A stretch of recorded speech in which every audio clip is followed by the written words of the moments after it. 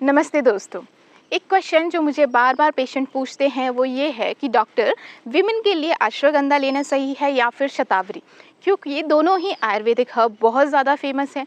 आज इस वीडियो में हम इस कन्फ्यूजन को क्लियर करेंगे, केमिकल लेवल से लेकर साइकोलॉजिकल और फिजियोलॉजिकल लेवल तक, ताकि आप समझ पाओ कौन सा हर्ब आपके लिए बेस्ट है।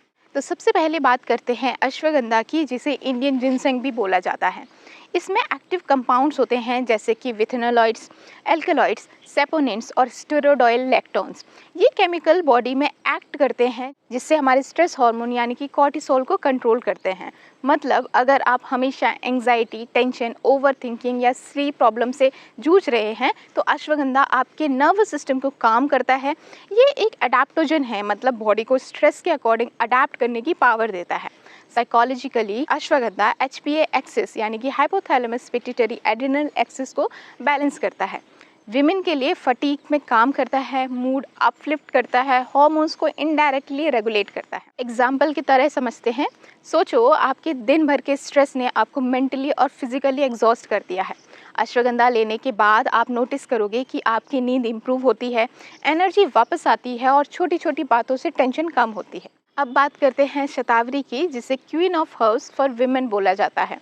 इसमें कुछ एक्टिव कंपाउंड्स होते हैं जैसे कि सेपोनिन्स, आइसोफ्लेवनॉइड्स, एल्कोलाइड्स और पॉलीसैकेराइड्स। ये आपकी बॉडी में कैसे एक्ट करते हैं? ये एक फाइटो ईस्ट्रोजन सोर्स होते हैं, यानी कि नेचुरल प्लांट के ईस्ट्रोजन। साइकोलॉजिकली ये फीमेल रिप्रोडक्टिव सिस्टम को सपोर्ट करते हैं, स्पेशली उन वुमेन के लिए जिनके पीरियड्स इरेगुलर हैं या मेनोपॉज के सिम्टम्स फेस कर रही हैं। यूट्रस की लाइनिंग्स को नरिश करता है, फर्टिलिटी सपोर्ट करता है और PMS यानी कि क्रैम्प्स, मूड स्विंग्स को काम करता है। इम्यूनिटी और डाइजेशन दोनों को बूस्ट करता है। एग्जाम्पल के तौर पर अगर कोई विमेन PCOS, हार्मोनल इम्बैलेंस या मेनोपॉज के फेज में है तो शतावरी उनके लिए एक नर्चिंग फ्रेंड जैसे काम कर सकता है।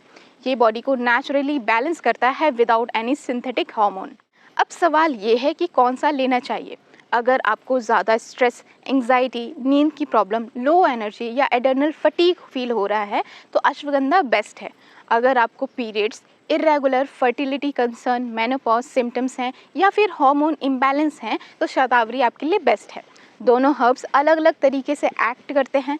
Ashwagandha mainly brain nervous system और स्ट्रेस हार्मोन्स पर काम करता है, जबकि शतावरी मेनली रिप्रोडक्टिव हार्मोन्स और यूट्रस पर काम करता है। अब एक 28 ईयर ओल्ड विमेन जिसको ऑफिस स्ट्रेस और एंग्जाइटी ज़्यादा है उसके लिए अश्वगंधा सही चॉइस है, लेकिन एक 35 ईयर ओल्ड विमेन जो इरेगुलर पीरियड्स और हार्मोन इम्बैलेंस फेस कर रही है उसके लिए शतावरी ज़्यादा परफेक्ट होगी।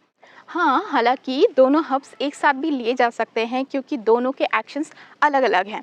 बहुत सी आयुर्वेदिक फॉर्मुलेशन में अश्वगंधा और शतावरी कंबाइन लिए जाते हैं, स्पेशली विमेंस के लिए, जिससे माइंड काम होता है और हार्मोन्स भी बैलेंस रहते हैं। लेकिन डोज और ड्यूरेशन हमेशा अपने डॉक्टर या फिर आयुर्वेदा और नेचुरोपैथी एक्सपर्ट से ही पूछकर डिसाइड करें। तो दोस्तों, अब कन्फ्यूज़न क्लियर हुआ होगा। अश्वगंधा और शतावरी दोनों ही अपने अपने फील्ड में हीरोज़ हैं। अगर स्ट्रेस, नींद और एनर्जी का इशू है, अश्वगंधा चूज़ करो। अगर पीरियड्स, हार्मोन्स या फर्टिलिटी इशू है तो शतावरी चूज़ करो। और दोनों एक साथ भी पावरफुल कॉम्बिनेशन हो सकते हैं। आपको इन दोनों में से कौन सा हर्ब ज़्यादा हेल्पफुल लगता है, कमेंट में ज़रूर बताना। और अगर ये वीडियो पसंद आई हो तो लाइक, शेयर और सब्सक्राइब करना मत भूलना।